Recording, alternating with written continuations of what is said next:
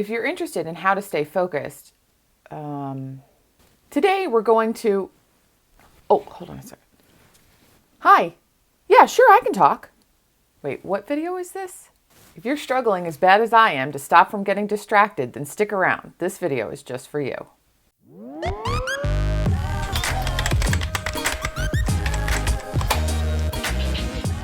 Hey everybody, I'm Jess from JessDickerson.com, and I'm a life coach helping you go from stress to success by giving you the tools to be more confident, more motivated, and less stressed. If you want to make sure you don't miss a video, go ahead down and hit the subscribe button below. By the end of this video, you're going to have 5 ways to help you keep from getting distracted and get way more done in way less time. In today's world, you have thousands of people jockeying for your attention 24 hours a day, 7 days a week. And it's so easy to get sucked into something completely different than what you were planning on doing. I mean, you can open your phone for 5 seconds to put something on your grocery list, and 15 minutes later, you've been sucked down the social media rabbit hole, and you have no idea why you even opened your phone in the first place. For some people, like me, it has gotten to be such a big problem that I have switched over to mostly doing my planning on paper. On top of it all, we're rarely in the condition of not being stressed about something. It's not stressed or not stressed, it's stressed or more stressed. The thing about being stressed all the time is that it actually impedes your ability to focus. So you get into this downward spiral of not being able to focus, and then you get stressed because you're not being productive because you can't focus, and then the stress that's created from that makes it even harder to focus. And then basically what happens, this goes on all day long until you collapse into bed because you can't take it anymore, and then you lay there and you can't fall asleep because all you can think about is all of the stuff that you didn't get done today. One of the things about managing your focus is that it's like pain management. If you've ever had a major surgery like a C-section, I'm sure you heard it over and over from the nurses. Stay ahead of the pain. If you decide to keep working and keep working and keep working until you get to the point where you're overwhelmed and then decide to take a quick break is no longer going to cut it. And now you're going to have to take a really long break and do something else in order to catch up on your focus. But if you're careful and you structure your day around taking care of your focus and your stress, then you will be able to stay ahead of it and manage to be productive for a really long time. Everyone has a unique energy pattern. Our society is structured so that everyone ought to be a morning bird, but not everyone is a morning bird. If you've been around YouTube for more than 5 minutes, you've probably seen a video from someone touting that if you get up at 5 a.m., you'll be one of the most productive people in the world. Lies. What makes you an actual productive person is acknowledging that you have energy patterns and that those energy patterns might not fit the mold of our society. In case you hadn't gathered, I have never been and probably never will be a morning person. You know what happens if I try to get myself up early? Even if I do it on a regular basis and I go to bed early, I am pretty much useless until 10 a.m. or so. I could get up at 9:30 and be useless for a half hour while I drink my coffee, or I could get up at 5 a.m. and be useless for 5 hours. That doesn't sound like a waste of time or anything. What I'm saying is that it doesn't matter whether you're the most productive from 5 a.m. to 10 a.m. or from 10 a.m. to 3 p.m. If, like me, you're a night owl and you're crammed into a morning bird box, then you're going to have to try to work around those hours. The way to figure this out is to figure out the confines of time that you have to get work accomplished during the day, and then schedule the mindless work that you have for the times when you're basically brain dead, and try to schedule your most productive times when you can get away from people and turn off your phone and get all of your best work done. And if you're like me and you don't have an actual workplace to go into and you can mess around with your productivity hours, then figure out in your 24 hours a day when the best times are for you to be productive and schedule your work with them. Honestly, I get my best work done from 7 to 9 p.m. at night. The moral of the story is that whenever your worst hours are, that's when you're scheduling meetings and responding to emails, and then you save the best hours of day for when you need to be creative or when you really need to knock out some important work. If the first thing you do in the morning is roll over, grab your phone, and check your email, you are filling your day with other people's priorities before you have even had a chance to wake up to your own.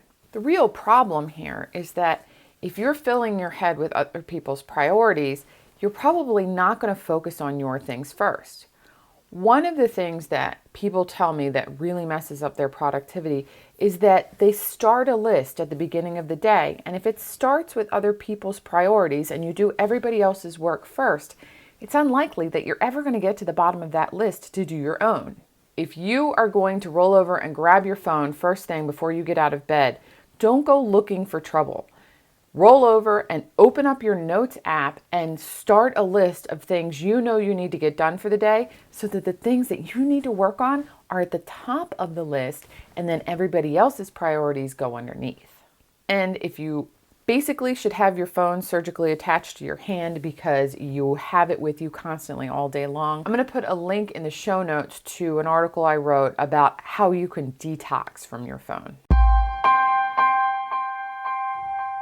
Practicing mindfulness has been shown to increase creativity, increase your resilience to stress, and get this, increase your attention span. There are a lot of mindfulness practices out there. Simple things like guided meditations, which if you're going to roll over and grab your phone first thing in the morning, why not roll over, grab your phone first thing, and then go straight into a 10-minute guided meditation and then get up and then set your priorities for the day. That's a much healthier cycle for you to get into. Or you could try something like morning pages, which is just free-form writing for 5 pages. This is really great for creatives to get their juices flowing first thing in the morning. Or seriously, you could be like me and just stare at the wall and space out for a solid 5 or 10 minutes and just clear your mind that way. Mindfulness is like exercise. It's not really going to help you if you only do it once a week or once a month or once a year. Sure, you'll probably have some benefit from it for the rest of that one day, but it's not really going to increase your resilience or your creativity or your attention span in any kind of meaningful way unless you start doing it more days than you don't. Try to work it into one of your routines, either your morning routine or your nighttime routine, and just try to get 10 minutes in a day. If you do a guided meditation or you just sit down and freeform write and you just set a timer on your phone, it's going to help you be more productive all the other times of the day, so it actually won't be that big a deal to find those 10 minutes that you need. There are a lot of work break systems out there for you to choose from, and as much as I'd love to say this is the one that works for everybody, it's just not like that. You're going to need to look at a couple and pick one you think sounds good and try it out. There's the Pomodoro method, which is working for 25 minutes and taking a 5-minute break, and then eventually you get a bigger break. There's Brendon Burchard, who says you get 55 minutes of work and then you take a 15-minute break. What I do is follow my ultradian rhythm. I know that's a super big obnoxious word that nobody knows what it means. You have an ultradian rhythm. Everybody does. And what that means is how long you can stand to focus on something before you get hungry, you start yawning, you get fidgety, and your body is screaming for a break. This time span, again, of course, varies from person to person, but it's usually in the 90 to 120 minute range. The thing about this is that if you're going to go 90 to 120 minutes, a 5-minute break is not going to cut it, which is what a lot of people do. They think they can sit at their computer and work for 2, 3, 4 hours and then take a 5-minute break and eat a granola bar for lunch. Doesn't work like that. And that is why you get behind on focus. If you're going to go that long without a break, it's going to need to be at least 15 minutes or more if it's time for a meal. And it's going to need to be away from whatever it was you're working on. You can't just be working on your computer for an hour and a half to 2 hours and then flip over and watch cat videos. You need to get up, you need to move around, and you need to address whatever need came to your attention that broke your focus. So go to the bathroom, get water, get food, stretch, And if you need to, take a little power nap. And there you go. 5 ways that you can use to stop getting distracted so that you can manage your focus and be your most productive self throughout the day. Question of the day: what is the thing in your life that causes you to have the most distractions? If you want to know my answer, I'll give you a hint. One is 10 years old and one is 5. If you're interested in more information about this topic, go ahead down to the show notes and I'll have a link to an article that I wrote about this topic so you can read more, and also that link I promised earlier to the phone detox. And I will have a link so that you can sign up for my brand new 5 Days to Less Stress program, which will take you through 5 individual days so that you can look at 5 different aspects of your life and help you remove some of the obstacles that are causing you to be so stressed out all of the time. And as always, if you'd like to work with me one-on-one, I'll put a link to the page where you can go and sign up for your free call with me. Thanks everybody, and I'll see you in the next one.